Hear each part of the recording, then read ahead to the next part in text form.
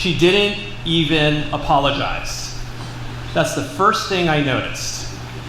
It was a Saturday morning, and I was really in need of coffee. You know those Saturday mornings. I needed food. So I was sitting there, and I saw her across the room. So I was trying to wave her down, and I was waving her down like somebody trying to catch a cab in a rainstorm, you know. And she walked over with the particular unhurried confidence of someone who has seen every kind of needy customer and remains somehow unimpressed. She looks at me, she looks at the table, and she says, in a friendly way, but with finality, "Not my table, hon." And then she was gone, off to tend to whatever was in fact her. I sat there blinking. But thankfully my server appeared just 30 seconds later, took my order, and brought me exactly what I needed. Now, that entire scenario lasted less than a minute, but I've been thinking about that moment for years.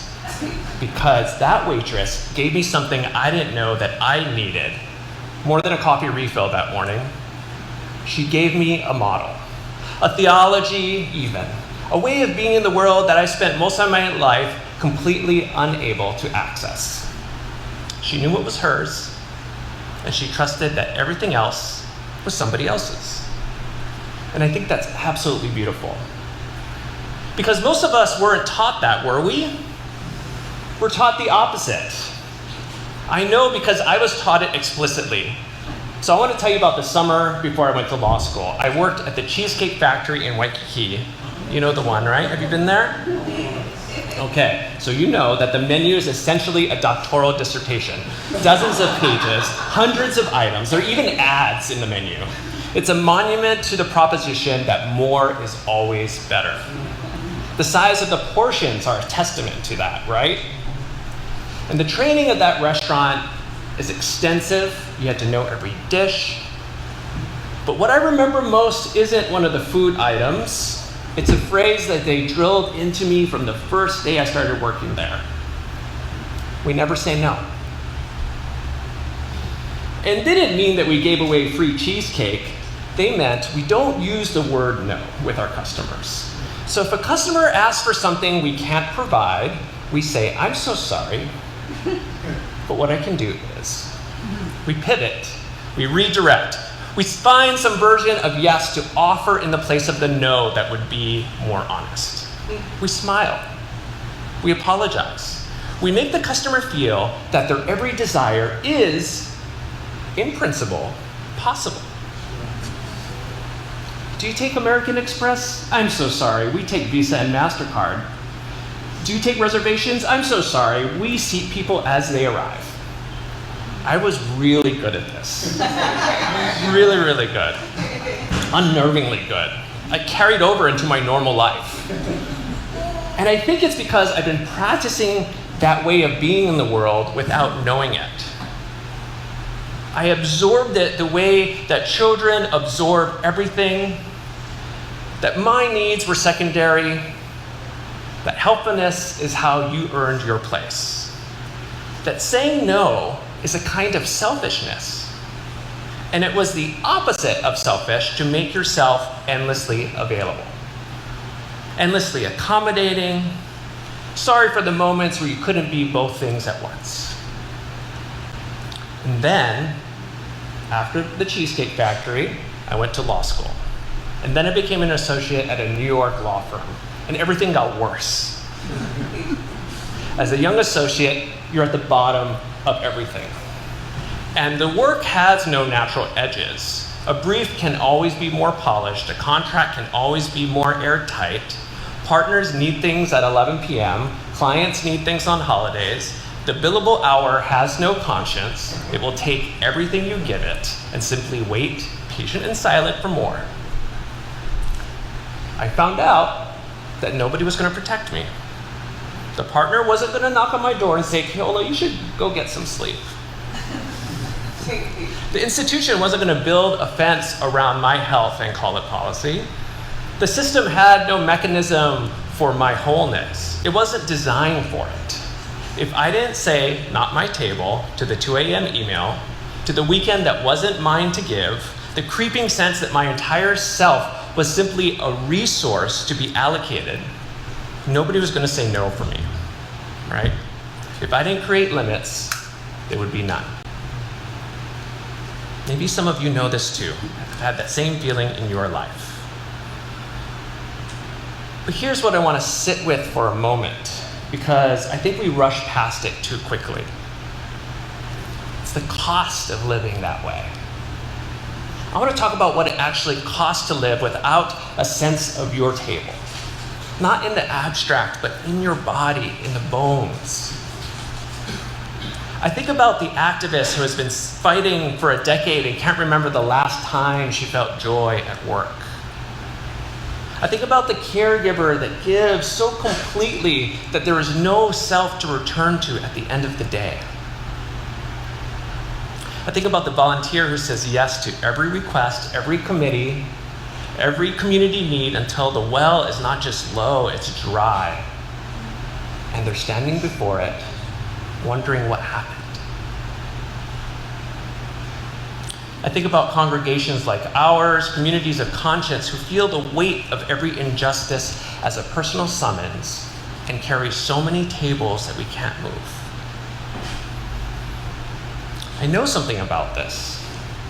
There are seasons in my own life when I said yes to so many things that I could no longer tell you what I actually cared about. I was busy in the way that kind of felt like hiding. Full calendar, empty center. And I wonder sometimes whether that was accidental. I wonder if busyness itself was a kind of avoidance. Because knowing your table, and I mean really knowing it, requires something harder than just saying no. It requires grieving. It requires letting go of all the tables that are not yours and feeling the loss of that. The loss of the fantasy that you could do it all, fix it all, be enough for all of it. That grief is real. And I think many of us stay overwhelmed because overwhelm is at least familiar. It at least feels like caring. But caring that depletes you is not sustainable love. It's love eating itself. And here's the theological problem underneath all of that. We, in this tradition, in Unitarian Universalism, affirm, as one of our main principles, the inherent worth and dignity of every person. We say it with conviction. We build communities around it. We march it, we preach it, and then what do? We exempt ourselves from that. We treat our own worth as conditional.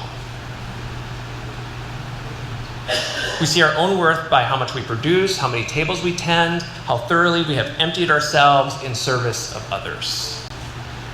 We would never say to another human being, your worth depends on your usefulness.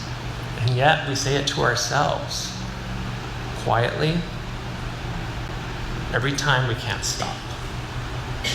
Every time we apologize for needing rest. In those times, we treat our own limits like a moral failing rather than a human reality. And I think we can't honor the inherent worth and dignity of every person while systematically violating our own. It's not a peripheral inconsistency. That's the contradiction at the center of our faith. As many of you know, in Hawaiian, we have a word, kuleana. It gets translated as responsibility, sometimes as privilege, but I think those translations flatten something because kuleana is specific. It's your responsibility. It's a thing that is yours to tend, yours to protect, and yours to answer for. My elementary school teachers at Hokulana used to say, mind your own kuleana, your business. The traditional land system of Hawaii worked because everybody understood their kuleana. The fish pond keeper tended to the fish ponds. The lo'i kalo keeper tended to the taro. And if the fish pond keeper tended to something that wasn't theirs, then the system didn't work. It's not generosity, it's confusion. And it means eventually none of the fish ponds get tended well. So what if your limits are not a failure of love? What if they are the shape of it? What if the most faithful thing you can do for this community, for this world, for the people who need you, is to know with the precision and the peace of that woman in the diner exactly what is not your table? Not as an excuse to disengage, but it's a foundation of a different kind of engagement. Rooted, sustainable, and alive. If you were here last Thanksgiving, we talked about the theme of enough. About sitting at a table with our lives open and our hands open instead of grasping ones. About the difference between feeding an appetite that's never satisfied and feeling truly nourished. But today I want to push that image one step further, because underneath it is a question I didn't ask then. Which table? You cannot pull up a chair at every table. And trying is not generosity, it's anxiety wearing generosity's clothing. The practice of enough is not about receiving sufficiency, it is about trusting that the other tables are covered. It's about believing with your whole body that the world will not fall apart if you do your work and let somebody else do theirs. Okay, in this moment, I would like you to imagine something with me. And you can close your eyes if you wish. Imagine waking up and knowing, not as a concept, but in your chest, in your hands, what is yours to do today. Not the list of everything that needs done in the world. Not the accumulated weight of every unmet need you've ever witnessed. Just yours. The particular, irreplaceable, kuleana-shaped work that only you can do. Imagine doing that work with your whole self. Not a depleted fraction of yourself, not the exhausted remainder after you've given everything else away, but the full, rested, present version of you that shows up when you've actually slept, actually eaten, actually tend to yourself the way you tend to everyone else.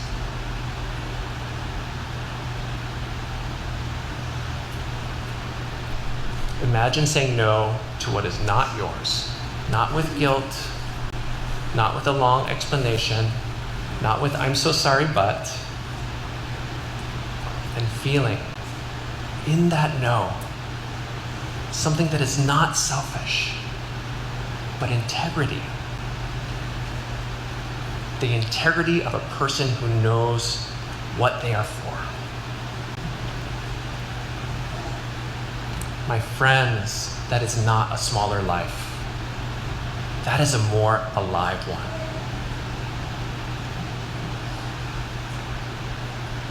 There's a kind of flourishing that only becomes possible when you stop trying to be limitless. When you stop performing boundlessness and start inhabiting your actual, finite, beautiful self. Because the tree doesn't apologize for not being every tree in the forest.